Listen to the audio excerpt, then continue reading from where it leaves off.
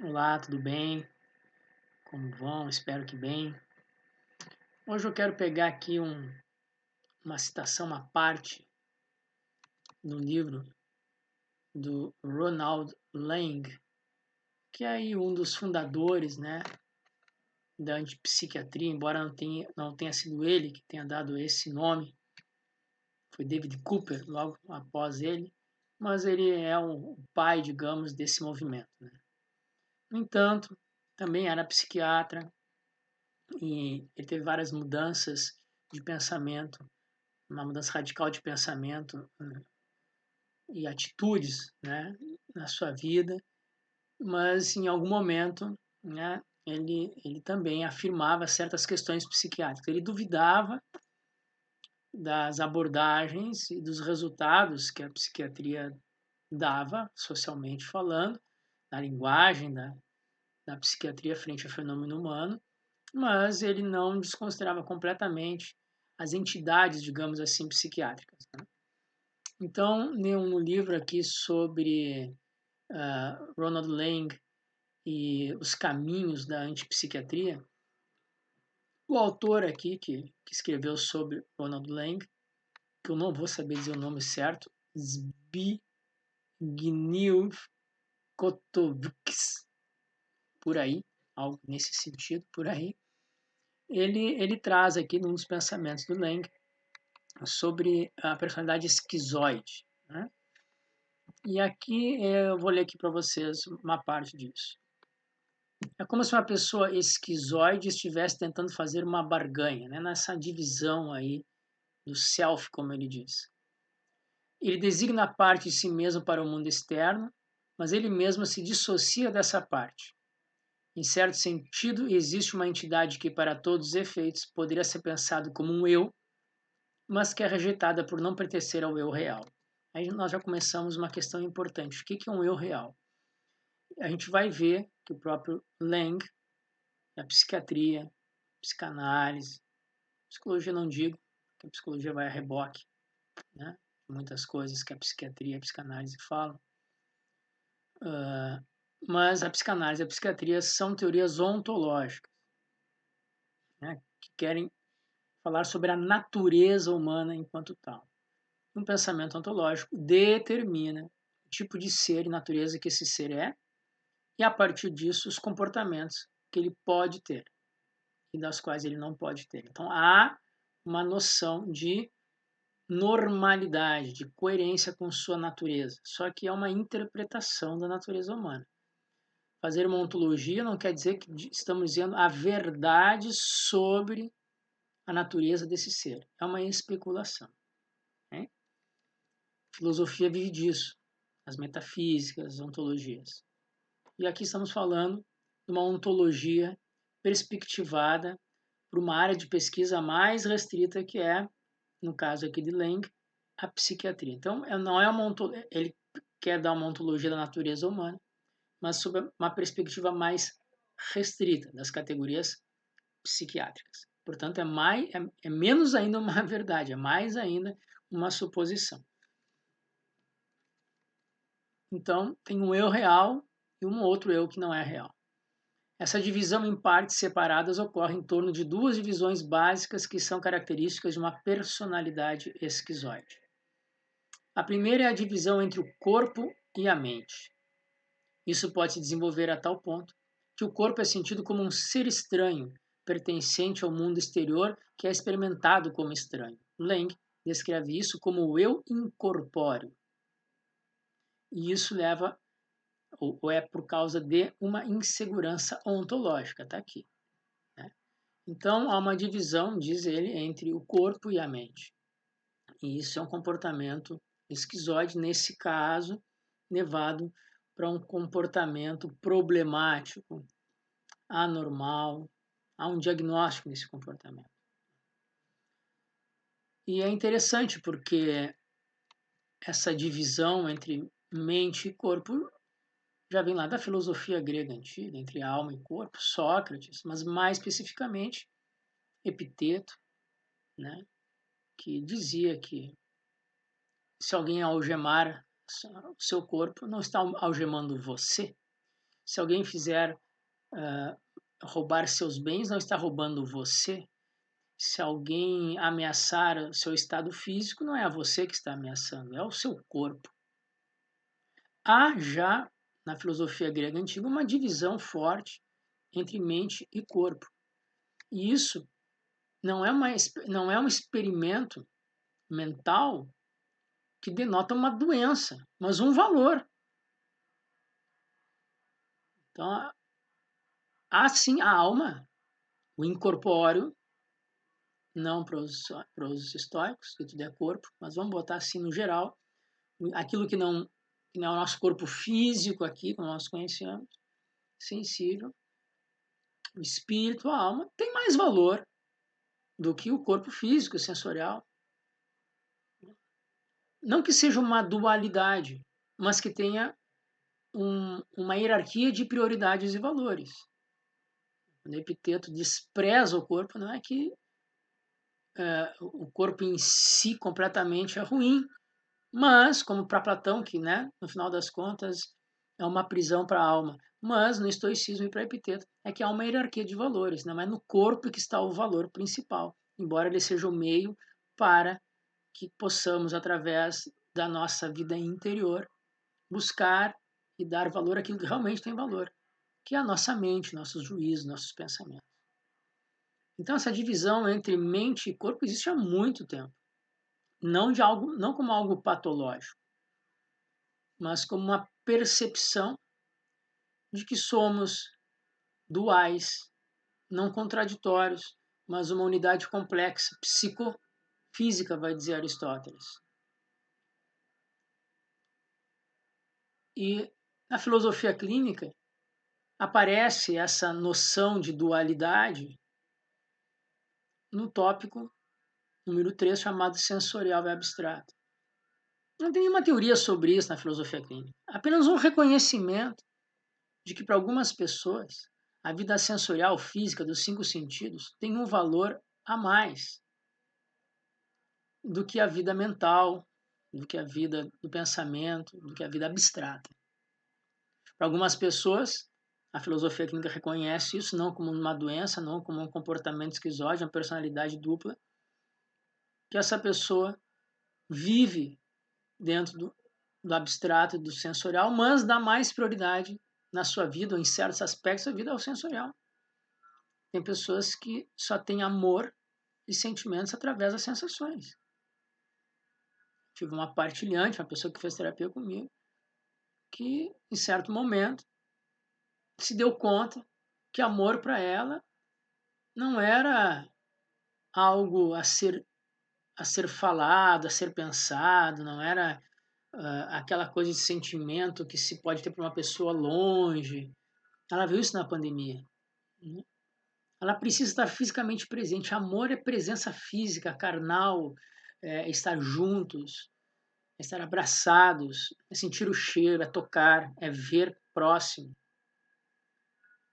Para ela, um amor à distância jamais se sustentaria, porque emoção não é algo abstrato que vem pelo pensamento. É algo que necessita do contato físico e sensorial. E já tive também partilhantes, um homem, que a reclamação da sua esposa é que para ele as questões sexuais do corpo não eram importantes. E ele dizia, não é mesmo. Meu mundo é outro. Eu vivo no mundo abstrato, no mundo da experiência do pensamento. O meu gozo, o meu prazer está lá.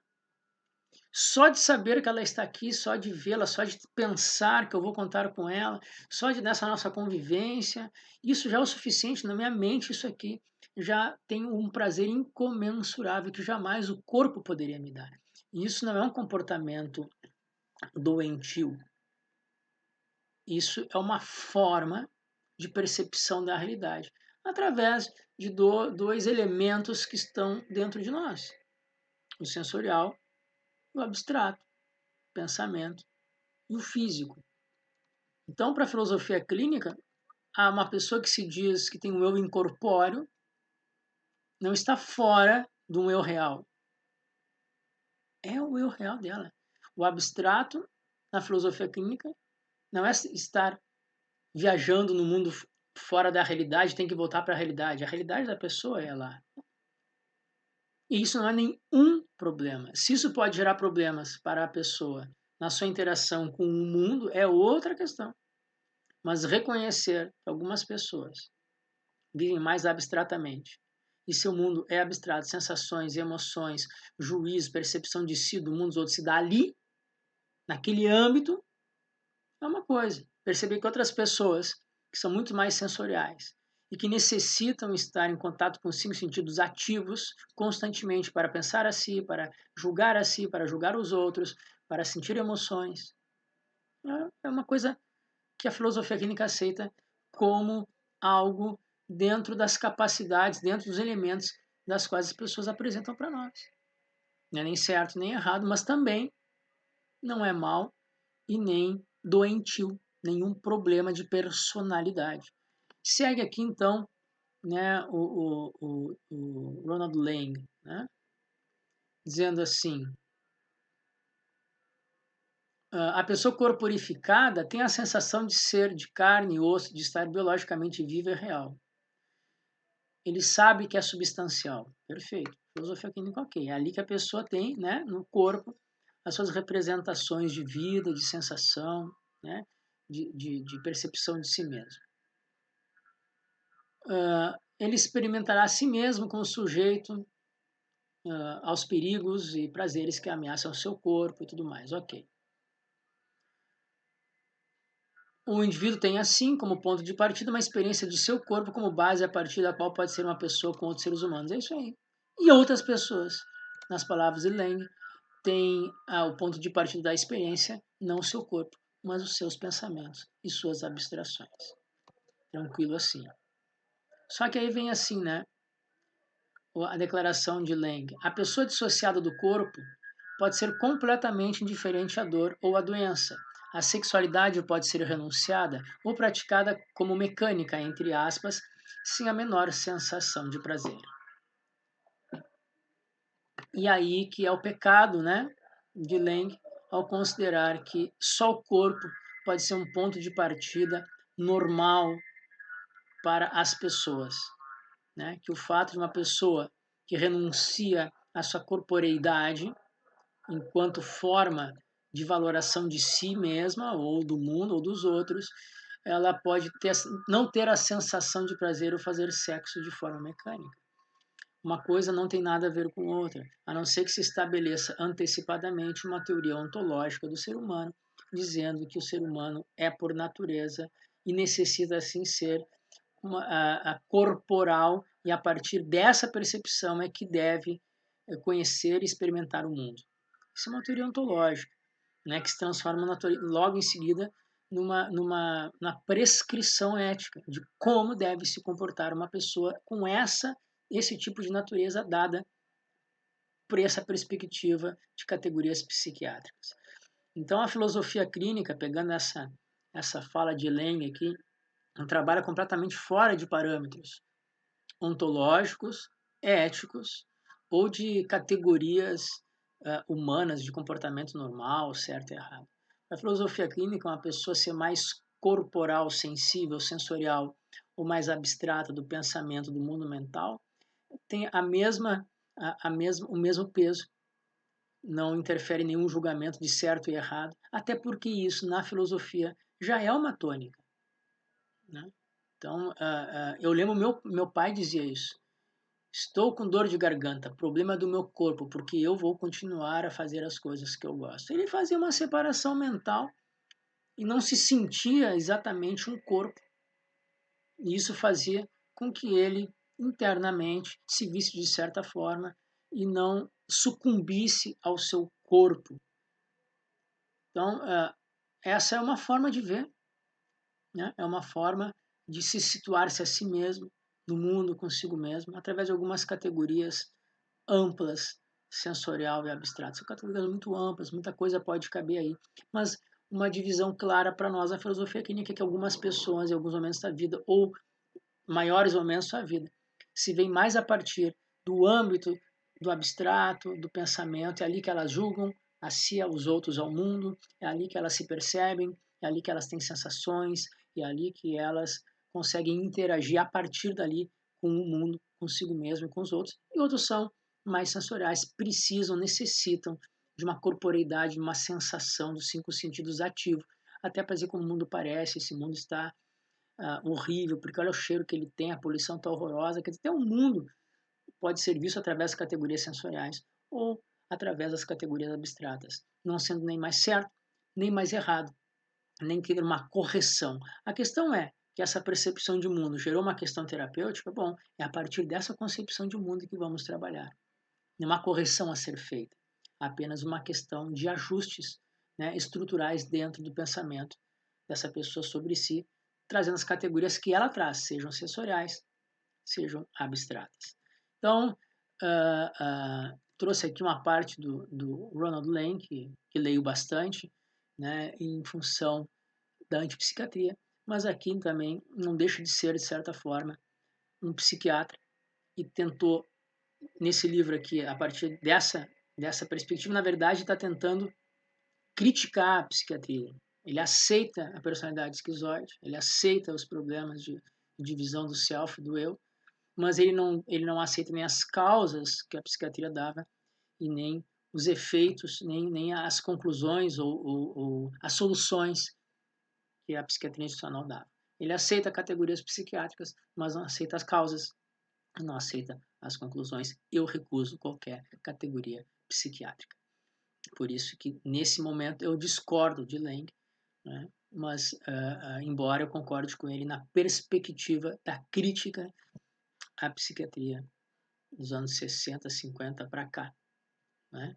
Mas a filosofia clínica não aceita as categorias psiquiátricas e psicológicas e eu, pessoalmente, rejeito todas elas veementemente. E faço isso porque eu vejo que na prática terapêutica da minha profissão como terapeuta não são necessárias nenhuma categoria psiquiátrica, psicológica, psicanalista, ontológica, ética, de valoração diagnóstica, para que a gente possa, como terapeuta, pela filosofia clínica, alcançar o bem-estar da pessoa que nos procura. Muito bem, esse é o recado que eu queria dar hoje na filosofia clínica. Se gostaram do vídeo, podem dar like, compartilhar, para que esse vídeo tenha mais alcance no YouTube e a filosofia clínica possa chegar a mais pessoas. Qualquer sugestão, comentário, só colocar ali nos comentários ou mandar, né, um contato aí pela Epoché Filosofia Clínica no site ou pelo e-mail epoché com ch, né, epoché.contato@gmail.com. Muito obrigado e até o próximo vídeo.